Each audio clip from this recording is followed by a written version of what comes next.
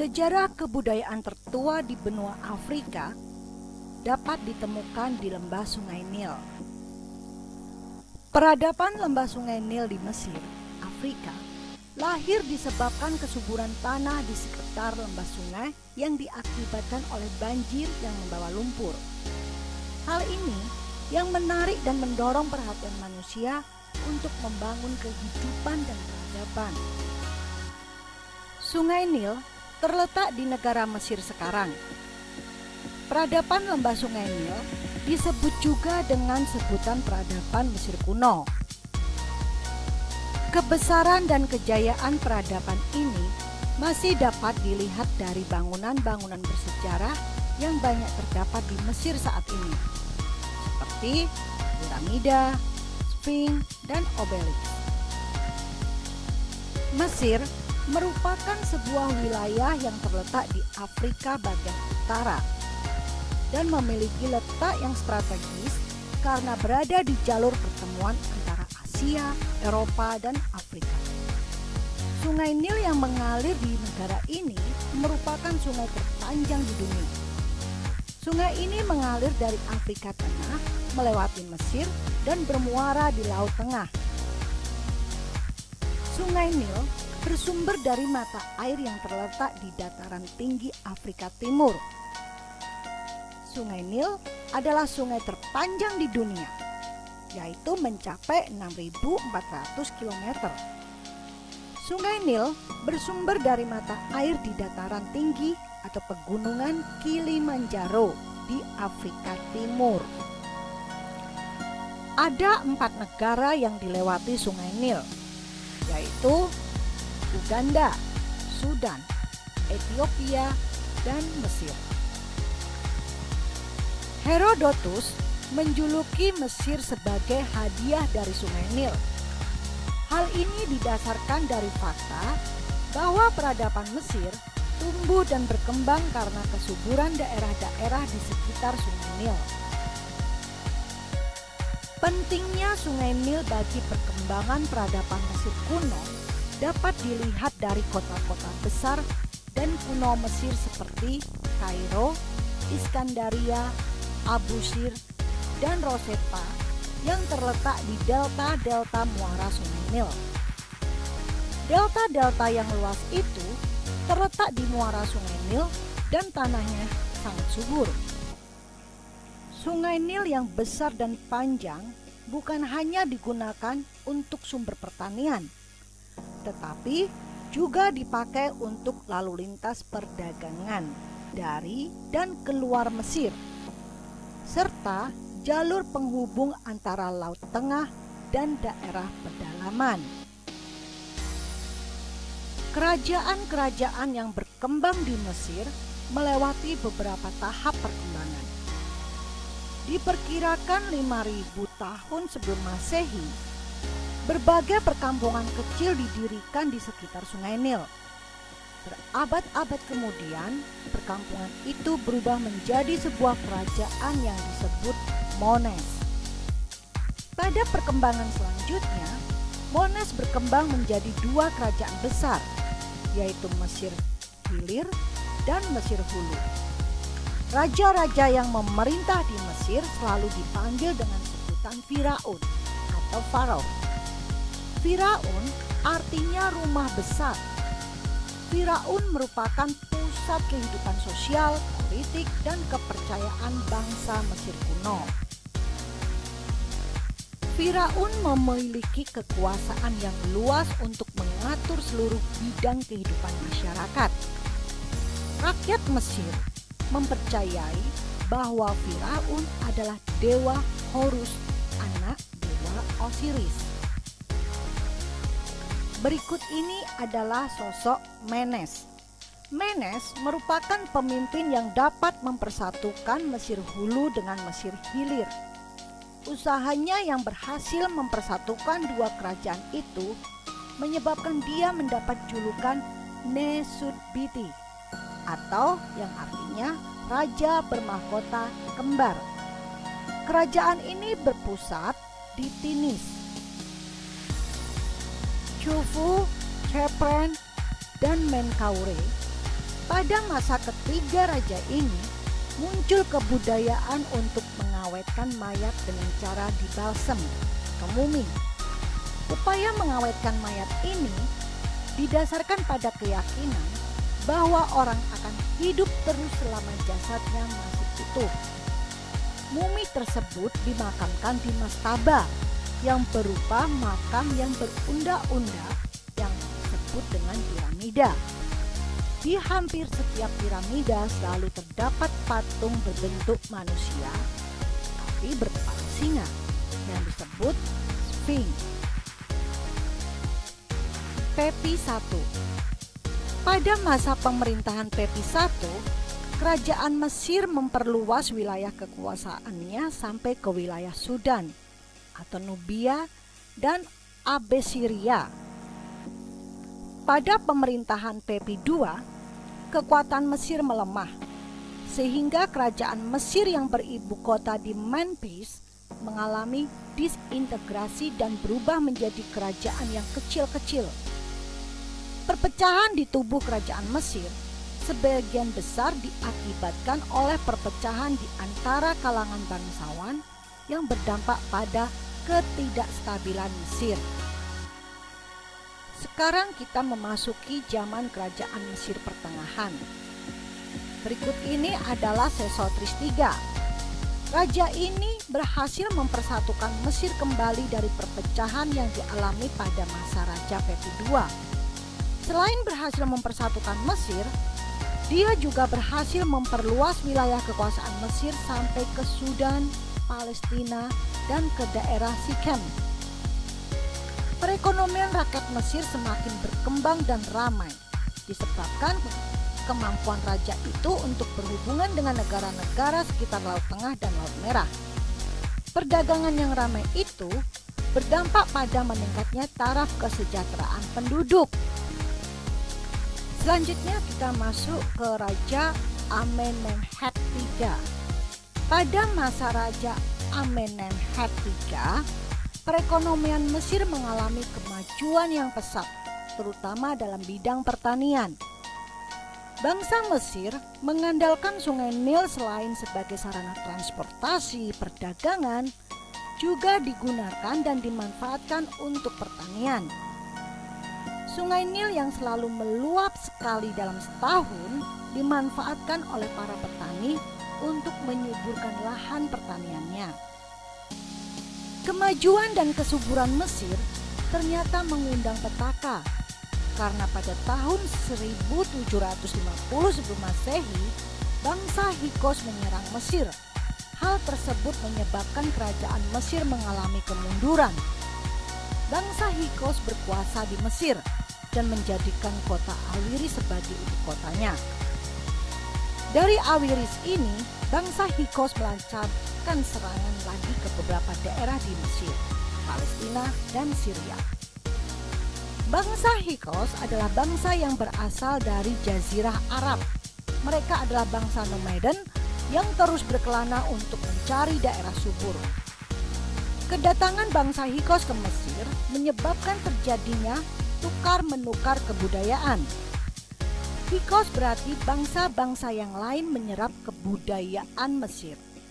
Sementara bangsa Mesir berhasil juga menyerap kebudayaan bangsa Hyksos, yaitu keterampilan untuk membuat alat-alat pertanian dan senjata yang terbuat dari perunggu. Peralatan tersebut menyebabkan Mesir pada zaman tersebut menjadi kerajaan yang semakin kuat dan pertanian mereka menjadi semakin maju dengan teknologi yang baru tersebut. Sekarang kita memasuki zaman kerajaan Mesir baru.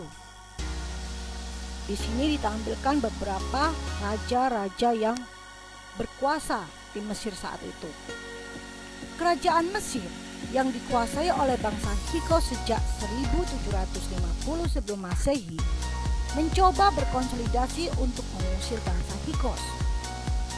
Bangsa Mesir di bawah kerajaan Thebe menyerang bangsa Hyksos di ibu kotanya yaitu Awiris, dan Hyksos berhasil dikalahkan. Dengan demikian, sejak itu ibu kota Awiris dikuasai oleh raja-raja Thebe dan mendirikan kerajaan Mesir baru. Raja-raja yang memerintah pada masa ini adalah Amosis I adalah Firaun yang berasal dari kerajaan Tebe yang memimpin langsung serangan ke kerajaan Hyksos. Amosis I berhasil mengusir bangsa Hyksos dan membangun peradaban baru bangsa Mesir di ibu kota Awiris. Kedua, ada Tutmosis I adalah Firaun yang berhasil melakukan perluasan kekuasaan Mesir ke daerah Asia Barat. Ketiga, ada Thutmose III. Nah, pada masa kerajaan Mesir di bawah pimpinan Firaun Thutmose II, maka sikap ekspansionis melekat pada raja itu. Mesir menyerang negara-negara Babilonia, Assyria, Sisilia, Siprus, dan lain-lain. Keempat, Raja Amenhotep II. Dia mampu mempertahankan kerajaan Mesir yang memiliki wilayah yang sangat luas. Kelima, Raja Thutmose IV. Pada masa pemerintahan Thutmose IV ini, ia berusaha mempertahankan kekuatan Mesir dengan melakukan beberapa tindakan politik. Tindakan politik itu antara lain: satu, menjalin persahabatan dengan Raja Babilonia. Kedua, menjalin hubungan dengan Firaun Mintani. Ketiga, melakukan perkawinan politik antara Thutmose IV dengan putri Firaun Artatama. Raja keenam itu ada Amenhotep IV. Pada masa pemerintahannya ini terjadi revolusi di bidang kepercayaan dan keyakinan. Karena Firaun ini menentang ajaran politeisme untuk menyembah Amon, dan dia mengajarkan ajaran monoteisme. Kebijakan Firaun tersebut menyebabkan terjadinya pertentangan antara golongan pendeta dengan pihak kerajaan. Untuk menghindari konflik itu, maka ibu kota kerajaan dipindahkan dari Tebe ke Al-Amarna. Raja ketujuh adalah Tutankhamun. Pada masa pemerintahannya ini, golongan pendeta sangat berkuasa dan kekuasaan Firaun pun didorong oleh para pendeta Amon di Tebe. Krisis kepemimpinan dan politik tersebut mengakibatkan Mesir mengalami kemunduran dan perpecahan kembali. Mesir terpecah menjadi kerajaan-kerajaan kecil yang saling berperang. Selanjutnya ada Raja Ramses I, di mana pada masa pemerintahannya tersebut Mesir melakukan ekspansi ke daerah Palestina dan berhasil menguasai seluruh daerah Palestina serta mengalahkan bangsa Hattite di Asia Barat. Kemudian ada Raja Ramses II. Pada masa pemerintahannya tersebut, bangsa Yahudi yang bermigrasi ke Mesir mendapat perlakuan yang kejam. Dia menindas dan memperlakukan bangsa Israel sebagai budak. Mereka dipaksa untuk membangun gedung-gedung serta piramida yang megah. Pada masa Ramses II ini, Firaun berhasil mendirikan sebuah kuil yang diberi nama Ramsesum. Makam Firaun ini terletak di Abu Simbel. Raja selanjutnya adalah Ramses III. Pada masa pemerintahannya, Mesir mengalami kemunduran dan dapat dikuasai oleh bangsa-bangsa asing seperti Libya, Abyssinia, dan Assyria. Masa Ramses II ini diperkirakan sejaman dengan kehidupan Nabi Musa. Mesir ditaklukkan Assyria pada tahun 670 sebelum Masehi, dan pada tahun 525 sebelum Masehi, Mesir menjadi bagian Imperium Persia. Setelah Persia, Mesir dikuasai oleh Iskandar Zulkarnain dan para penggantinya dari Yunani dengan dinasti terakhir, yaitu Ptolemeus. Salah satu keturunan dinasti Ptolemeus ialah Ratu Cleopatra, dan sejak tahun 27 sebelum Masehi, Mesir menjadi wilayah Romawi. Berikut ini adalah bangsa-bangsa yang pernah menyerbu ke daerah Mesir kuno. Satu, bangsa Nubia. Kedua, ada bangsa Eropa. Ketiga, ada bangsa Assyria yang berhasil merebut kota Memphis dan Thebe. Keempat, ada bangsa Persia. Dia berhasil merebut Mesir. Dan kelima, ada Alexander Agung dari Macedonia dan dia mampu menguasai Mesir. Dan terakhir ada bangsa Romawi yang menguasai Mesir dari mulai Ptolemeus sampai Cleopatra. Bangsa Mesir terkenal memiliki teknologi dan kebudayaan yang tinggi. Hal ini bisa kita lihat dari satu, kemampuan untuk membuat alat-alat rumah tangga, senjata, dan peralatan hidup lainnya dari tanah liat dan logam. Kedua, sistem penanggalan kalender yang sudah berdasarkan penghitungan perputaran bumi mengitari matahari.